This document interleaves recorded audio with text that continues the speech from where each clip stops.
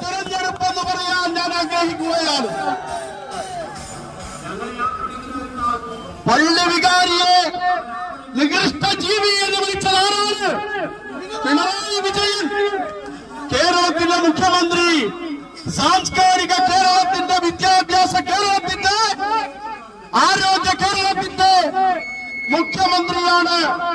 താമരശ്ശേരി ബിഷപ്പിനെ നികൃഷ്ട ജീവി എന്ന് വിളിച്ചത്. അദ്ദേഹം കേരളത്തിന് ആവശ്യമുണ്ടോ? ഇല്ല എന്ന് പറയാൻ നമ്മൾ ആഗ്രഹിക്കും. അത്തരമൊരു മുഖ്യമന്ത്രി കേരളത്തിന് ആവശ്യമില്ല. അയ്യപ്പന്റെ സ്വർണം കട്ടവരാണ്. കട്ടവരെവിടെയാണ്? ബോസ് എവിടെ? ജയിലിലാണ്.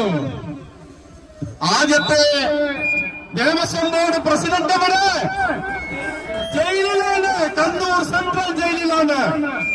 പൂജപ്പുര സെൻട്രൽ ജയിലിലാണ്. കേരളം കട്ടുമുടിച്ചത് പിണറായിയും അവന്റെ മകൻ വീണാ വിജയനും അവന്റെ മരുമകൻ റിയാസുമാണ് എന്ന കാര്യം നമ്മൾ ഓർക്കണം. അവരെ ഇനി കേരളം ഏൽപ്പിച്ചുകൂടെ മക്കളെ. കമ്മ്യൂണിസ്റ്റ് പാർട്ടിയുടെ ഈ ചോരച്ചെങ്കൊടിയുണ്ടല്ലോ, പുന്നപ്രയുടെ, വയനാടിന്റെ, കയ്യൂരിന്റെ, കരുവള്ളൂരിന്റെ, കാവ്യപ്പാറയുടെ കഥ പറയുന്ന ഈ ചോരച്ചെങ്കൊടിയുടെ അവസാനത്തെ ദിവസമാണ്. ഈ ത്രിപുരയിലില്ല, പശ്ചിമ ബംഗാളിലില്ല, പോളണ്ടിലില്ല, ബൾഗേറിയയിലില്ല, ഹംഗറിയിലില്ല, സോവിയറ്റ് റഷ്യയിലില്ല, ചൈനയിലില്ല. ഇപ്പൊ ഉള്ളത് പിണറായിയുടെ അടുപ്പിൽ മാത്രമാണ് എന്ന കാര്യം. അതിന് ഉണ്ടാകുകയില്ല. നാളെ ജനം വിധിയെഴുതുകയാണ്. മറ്റന്നാൾ ആളുകൾ വോട്ട് ചെയ്യുമ്പോ പിണറായിയും ഈ ചോരച്ചെമ്പടിയും അറബിക്കടലിന്റെ നടുക്കടലിലേക്ക് താഴ്ന്നു പോകും എന്ന് പറയാൻ ഞാൻ ആഗ്രഹിക്കുക. വണ്ടൂരിന്റെ MLA AP അനിൽകുമാർ 25 കൊല്ലമായി ഈ നാട്ടിൽ സേവനം ചെയ്യുകയാണ്. ഈ അഴിമാശയിച്ച് തന്നതാരാണ്? അനിൽകുമാറാണ്. ഈ മലയോര ഹൈവേ ഉണ്ടാക്കിയതാരാണ്? അനിൽകുമാറാണ്. ഈ തരിശുകൾ കൊണ്ട് റോഡ് 1,45,00,000 രൂപയ്ക്ക് നിർമ്മിക്കുന്നതാരാണ്? അനിൽകുമാറാണ്. ഈ രാജ്യത്ത് ഹൈസ്കൂളിൽ കെട്ടിടം ഉണ്ടാക്കിയതാരാണ്? അനിൽകുമാറാണ്. 25 കൊല്ലമായി നമ്മുടെ MLA ആയി, കേരളത്തിന്റെ മന്ത്രിയായി, KPCCയുടെ വർക്കിംഗ് പ്രസിഡന്റായി, പ്രിയങ്കയുടെ കൺവീനറായി, രാഹുൽ ഗാന്ധിയുടെ കൺവീനറായി, AICCയുടെ ഉച്ചത്തോഴനായി, മുഖ്യ സ്ഥാനാർത്ഥിയായി നമുക്ക് കിട്ടിയ ഭാഗ്യമാണ് AP അനിൽകുമാർ. അദ്ദേഹത്തിന് വോട്ട് ചെയ്യാം. അദ്ദേഹത്തിന് വോട്ട് ചെയ്യാൻ കിട്ടിയ അവസരമാണ് ഈ മാസം 9-ാം തീയതി വ്യാഴാഴ്ച എന്ന കാര്യം നമ്മൾ ഓർക്കണം.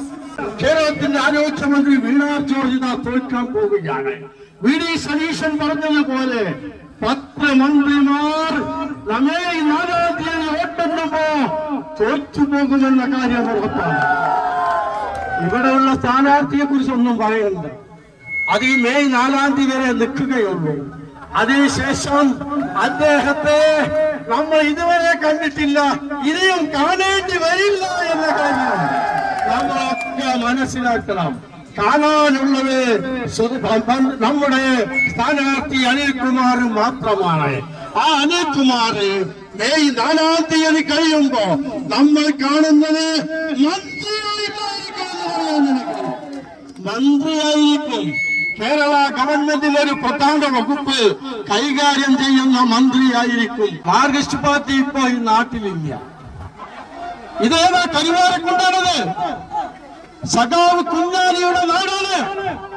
കുഞ്ഞാലി നേരിട്ട് വന്ന് രാഷ്ട്രീയ പ്രവർത്തനം നടത്തിയ കരുവാരക്കുണ്ടിന്റെ മണ്ണ്. ആ മണ്ണ് ഇന്ന് അവിടെ നിന്ന് ഉയരുന്നത് കാവി പുകയാണ്. കാവി പുകയുടെ ബന്ധുന്ന് BJPയുമായി കൊണ്ടാണ്. അതാണ് BJPയോട് വരാത്തത്. ഇന്ന് BJPയിൽ നിന്നോ BJPക്ക് ഒഴിച്ചിട്ട സ്ഥലമാണ് നമ്മൾ ഈ നിൽക്കുന്നത്. അത് എന്തുകൊണ്ടില്ലാതായി? അവരുമായി സഖ്യത്തിലാണ്. അതികളെ നടക്കൂല. ഇത് മതേതര കേരളമാണ്. ഇത് മതേതര കരുവാരക്കുണ്ടാണ്. ഇത് മതേതര മലപ്പുറം ജില്ലയാണ്. നമ്മൾ ഒട്ടും ബേജാറാകണ്ട. 3 മാസം മുമ്പ് ഇവിടെ തിരഞ്ഞെടുപ്പ് നടന്നു. എങ്ങനെ തിരഞ്ഞെടുപ്പ് നടന്നത്? 5 കൊല്ലം ഭരിച്ചത് പൊന്നമ്മ ടീച്ചറാണ്. വനത്തിൽ ലത്തീഫാണ്. CPM ആണ്. വാണ് വെട്ടിയത് അവരാണ്. എന്നിട്ടോ ചക്കരയിൽ അയിലമീൻ നന്നാക്കിയതുപോലെ കുണ്ടോള ഭാഗം മുള്ളറക്ക് ചേർത്തു. മുള്ള ഭാഗം കഴിഞ്ഞ നോളിലേക്ക് ചേർത്തു. കമ്മ്യൂണിസ്റ്റ് പാർട്ടിയുടെ ഒരു കോട്ട കൊത്തളമാക്കി.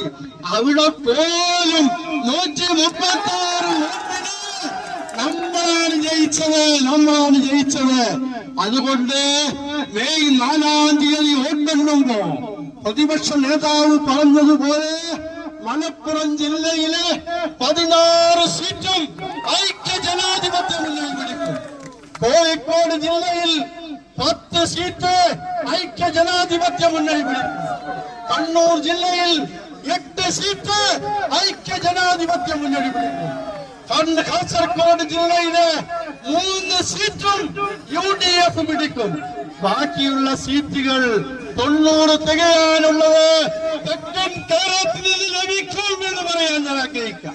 അങ്ങനെ നമ്മൾ ഗവൺമെന്റ് ഉണ്ടാക്കും എന്ന കാര്യം നിങ്ങൾ മനസ്സിലാക്കണം.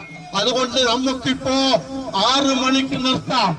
പക്ഷെ ഈ കൊടി ഇനി ഇവിടെ കാണൂല.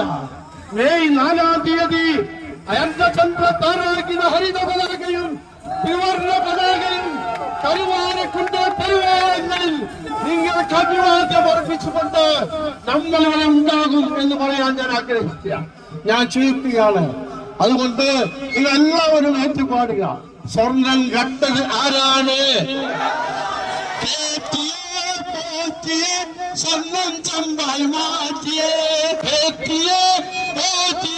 സ്വർണം ചമ്പായി മാറ്റിയേ. സ്വർണം കട്ടൽ ആരപ്പ? ചടകാണ് അയ്യപ്പ. സ്വർണം കട്ടൽ ആരപ്പ? ചടകാണ് അയ്യപ്പ. സ്വർണം ചമ്പായി മാറ്റിയേ. സിന്ദാബാദ്.